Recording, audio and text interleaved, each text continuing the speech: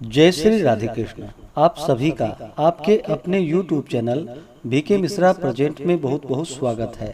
आइए आज आप सब जानेंगे वर्ष 2024 श्रावण मास शुक्ल पक्ष पुत्रदा एकादशी व्रत के शुभ मुहूर्त प्रारंभ समय के बारे में और फिर सुनेंगे पुत्रदा एकादशी व्रत की कथा। आप सभी भक्तों को पुत्रदा एकादशी व्रत की ढेर सारी शुभकामनाएं। आप सभी के जीवन में लक्ष्मी नारायण की कृपा से आप सभी को सभी प्रकार के सुख और समृद्धि की प्राप्ति हो। पुत्रदा एकादशी का व्रत वर्ष में 2 बार मनाया जाता है, एक पौष मास शुक्ल पक्ष के दिन और दूसरा श्रावण मास शुक्ल पक्ष के दिन पुत्रदा एकादशी का व्रत धारण किया जाता है। यह व्रत सभी प्रकार के पापों को नष्ट करने वाली है।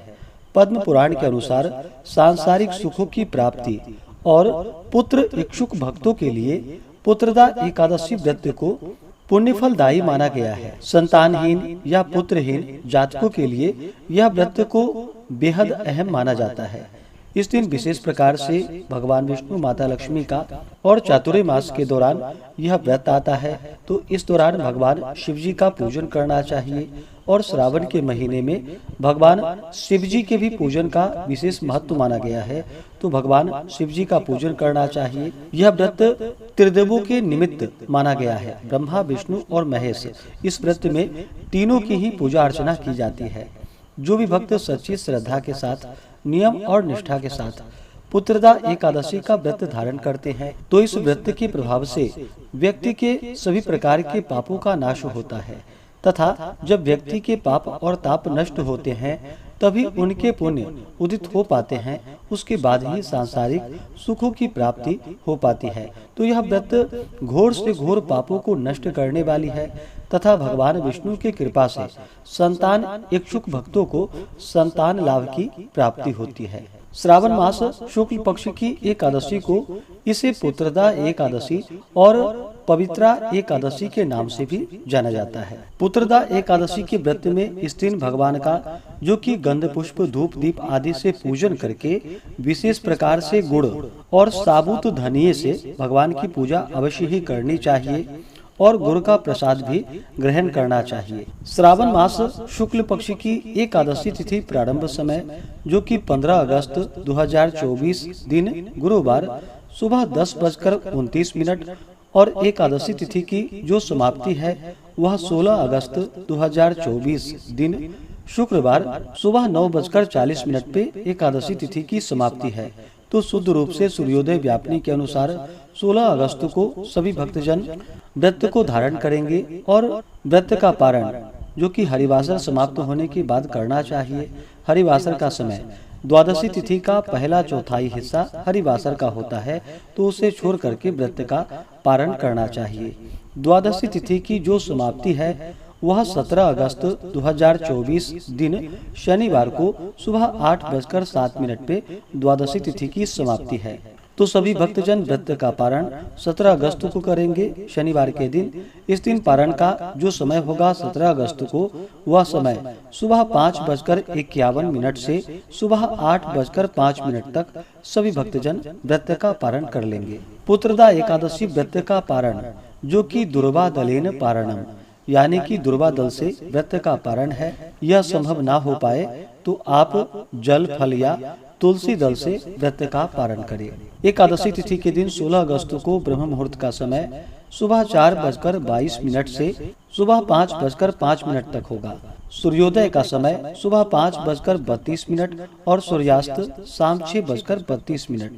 राहु काल का समय 16 अगस्त को सुबह 10:24 से दोपहर 12:02 तक होगा और 17 अगस्त को राहु काल का समय सुबह 8:47 से सुबह 10:25 तक होगा। राहु काल समय के दौरान कोई भी शुभ कार्य या नया कार्य नहीं करना चाहिए, इस बात का ध्यान रखें। तो आइए सुनते हैं पुत्रदा एकादशी व्रत की कथा। अगर आप एकादशी व्रत के उपलक्ष्य में ब्राह्मण दक्षिणा, अन्नदान, वस्त्रदान आदि के लिए देना चाहते हो तो आप अपने श्रद्धा और सामर्थ्य के अनुसार हमें डिस्क्रिप्शन में जाकर के वहां से गूगल पे, फोन पे या अकाउंट नंबर के माध्यम से आप अपने श्रद्धा और सामर्थ्य के अनुसार हमें ब्राह्मण दक्षिणा प्रदान कर सकते हैं। तो आइए सुनते हैं पुत्रदा एकादशी व्रत की कथा। तो बोलिए प्रेम से भगवान विष्णु की जय, माता लक्ष्मी की जय, भगवान श्री कृष्ण की जय, एकादशी माता की जय, सर्व देवी देवता की जय। बहुत समय पहले की बात है। एक बार युधिष्ठिर ने भगवान श्री कृष्ण से कहा कि हे केशव, श्रावण मास के शुक्ल पक्ष की एकादशी का क्या नाम है और इसका क्या महात्म्य है, कृपा करके आप मुझसे कहिए। श्री कृष्ण जी बोले कि हे राजन, अब आप ध्यान पूर्वक इसकी कथा सुनो। द्वापर युग में राजा महिजीत, जो कि महिष्मती नगरी में राज्य करता था, परंतु पुत्र न होने के कारण वह अत्यंत दुखी रहता था और पुत्र प्राप्ति के लिए अनेक प्रकार के प्रयत्नों को करता था। अनेक प्रकार की चेष्टाएं करने पर भी उसको आनंद देने वाला पुत्र रत्न प्राप्त नहीं हुआ। तो राजा ने अपनी वृद्धावस्था को देखकर एक दिन अपनी सभा में अत्यंत ही चिंतित होकर प्रजागणों को संबोधित करके कहा कि हे प्रजागणों, मैंने इस जन्म में जहाँ तक मुझे ध्यान आता है मैंने कोई पाप कार्य नहीं किया और न प्रजा से अत्याचार पूर्ण कभी धन को लेकर अपने अर्थकोष में धन संचित किया है, न किसी की धरोहर का हरण किया है, बल्कि अपने प्रजा का पालन पुत्र के सदृश मैं कर रहा हूँ। धर्म कार्य के द्वारा पृथ्वी को भी अपने वश में कर रखा है। अत्यंत दुष्ट कार्य करने वालों को दंडित किया है और शिष्ट शत्रुओं के साथ भी मैंने उत्तम से उत्तम व्यवहार किया है, परंतु न मालूम किस अज्ञात कारण के विषय से मुझे पुत्र रत्न की प्राप्ति नहीं हुई। इस पर आप लोग ध्यान पूर्वक विचार कीजिए। इस प्रकार राजा के आर्त वचनों को सुनकर प्रजागण और पुरोहित जन आपस में सम्मति करके राजा के कल्याण के निमित्त वन में गए और मुनियों के आश्रमों को ढूंढते हुए इधर उधर वन में भ्रमण करने लगे। उसी वन में उन्होंने अत्यंत ही घोर तपस्या करते हुए निराहार जीतात्मा जीत क्रोध महात्मा लोमस मुनि का दर्शन किया, जो कि सर्व धर्म तत्ववेत्ता एवं सर्व शास्त्र पारंगत दीर्घायु थे, जिनके की कल्प के अंत में केवल लोम ही गिरते थे। इसी कारण से उनका नाम लोमस पड़ गया। इस प्रकार उन त्रिकालज्ञ महात्मा लोमस को देखकर सब लोग अत्यंत ही हर्षित होकर उनके निकट जाकर यथोचित रूप से उन्हें प्रणाम किया और उनके पास स्थित हो गए। लोमस मुनि ने सब लोगों को देखकर यह प्रश्न किया कि आप लोग यहाँ पर किस कारण से आए हो और यहाँ पर क्यों स्थित हो गए हो। तब सब मुनियों ने कहा कि हे महाराज, हम सब लोग अपने कष्ट से निवृत्त होने के लिए आपके शुभ स्थान पर आए हैं। वह कष्ट यह है कि हमारा महिजीत नामक राजा, जो कि अत्यंत ही धर्मात्मा है, परंतु वह पुत्रहीन है। इस दुख से उसे अत्यंत ही व्याकुल देखकर आपके शरण में तपस्या करने के हेतु हम सब एकत्रित हुए हैं। राजा के अहोभाग्य से हम सब लोगों को आपका दर्शन प्राप्त हुआ है, क्योंकि महात्मा एवं मुनियों के दर्शन मात्र से ही मनुष्यों के कार्य सिद्ध हो जाते हैं। अस्तु, अब आप हम लोगों के ऊपर कृपा दृष्टि करके इस प्रकार का उपदेश करिए कि जिससे हमारे धर्मात्मा राजा का कार्य सिद्ध होकर उसका कल्याण होवे। प्रजाजनों की इस प्रकार बातें सुनकर क्षण भर तक ध्यान मग्न होकर राजा के पूर्व जन्म के वृतांत को समझकर लोमस जी ने कहा, यह राजा पूर्व जन्म में अत्यंत ही घोर पापी और महादरिद्र जाति का वैश्य था। अपने व्यवसाय के हेतु इस नगर से उस नगर में और उस नगर से दूसरे नगर में इसी प्रकार बराबर भ्रमण किया करता था। एक समय की बात है कि ज्येष्ठ मास के शुक्ल पक्ष की एकादशी को मध्याह्न काल के समय प्यास से अत्यंत व्याकुल होकर जल के लिए कोई उत्तम स्थान को ढूंढने लगा। संयोगवश उसको एक अत्यंत ही उत्तम और स्वच्छ जलाशय दिखाई पड़ा। उसको देखते ही जल पीने की इच्छा से उसके समीप गया। उसी समय एक कुछ ही दिनों की ब्याई हुई गौ, जो कि अपने बछड़ों के साथ लिए हुए उसी जलाशय पर आकर जल पीने लगी। उस समय इस बनिए ने उस जल पीती हुई गौ को हटाकर स्वयं ही जल को पिया। इसी पाप के कारण वह निसंतान है, परंतु कुछ पूर्व जन्म के पुण्य के प्रताप से उसको राज्य की प्राप्ति हुई है। मुनि जी की ऐसी बातें सुनकर प्रजाजन और पुरोहितों ने कहा कि हे महाराज, हम लोगों ने पुराणों के द्वारा इस प्रकार सुना है कि पुण्य कार्य करने से पाप नष्ट हो जाते हैं। सो आप कृपा करके इस प्रकार पुण्य का उपदेश करिए कि जिससे पाप नष्ट होकर राजा महीजीत को पुत्र उत्पन्न हो।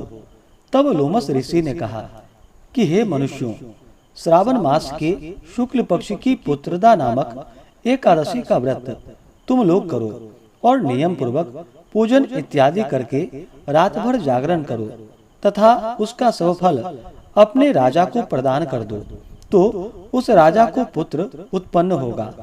इस प्रकार लोमस ऋषि द्वारा व्रत के विधान और फल को सुनकर सब लोगों को अपार आनंद की प्राप्ति हुई और सब लोग अपने अपने घर को लौट आए।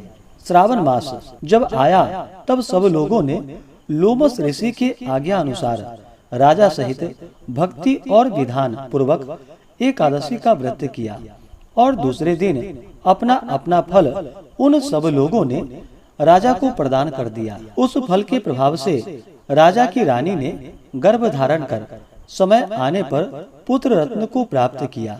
इस प्रकार की यह फलदायी पुत्रदा एकादशी है।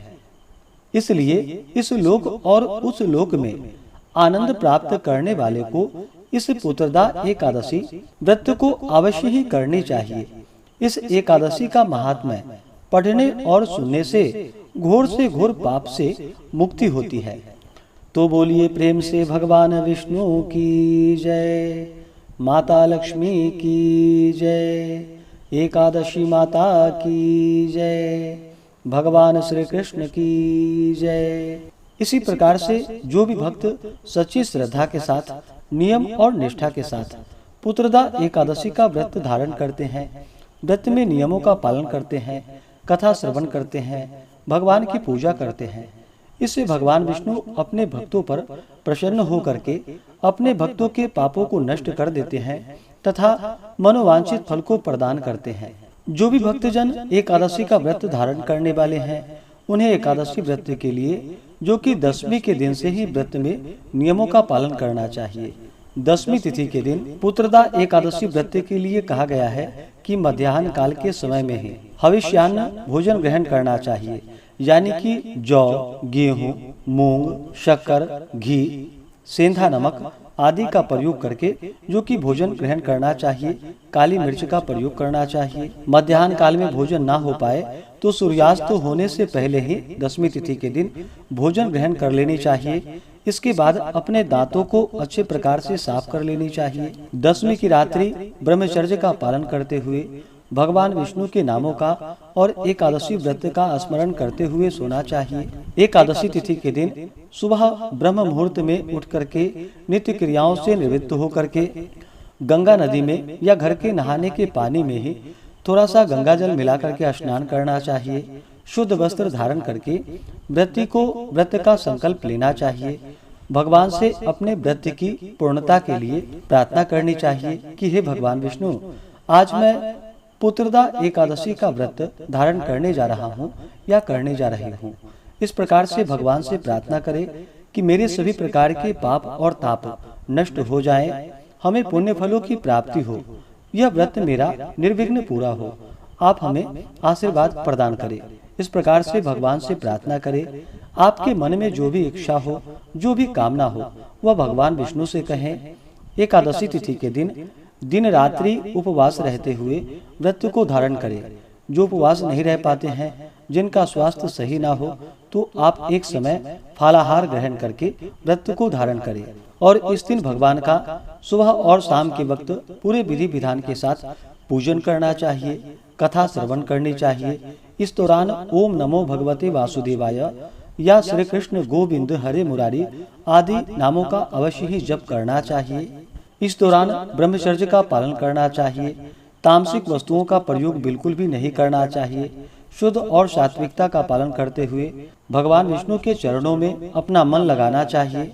एकादशी की रात्रि जहाँ तक हो सके जागरण करते हुए समय को व्यतीत करना चाहिए। द्वादशी तिथि के दिन सुबह उठ करके स्नान करके शुद्ध वस्त्र धारण करके भगवान का पूजन और आरती कर लेनी चाहिए। इसके बाद ब्राह्मणों को भोजन करवाएं, ब्राह्मणों को दान और दक्षिणा दे, गरीबों को भोजन करवाए और फिर समय के अनुसार व्रत का पारण करना चाहिए। इससे भगवान विष्णु अपने भक्तों पर अति प्रसन्न होते हैं और अपना कृपा प्रदान करते हैं। तो आशा करता हूँ कि यह जानकारी आपको अच्छा लगा हो। ऐसे ही ज्ञानवर्धक जानकारियाँ प्राप्त करते रहने के लिए, व्रत पूजा के बारे में जानने के लिए, कथा को सुनने के लिए चैनल पे अगर आप पहली बार आए हैं तो चैनल को लाल बटन दबा करके सब्सक्राइब करें, साथ में बेल आइकन घंटी को दबाएं ताकि आने वाली वीडियो का नोटिफिकेशन आपको समय से मिलता रहे। वीडियो को लाइक करें, शेयर करें। सुखी रहें और स्वस्थ रहें।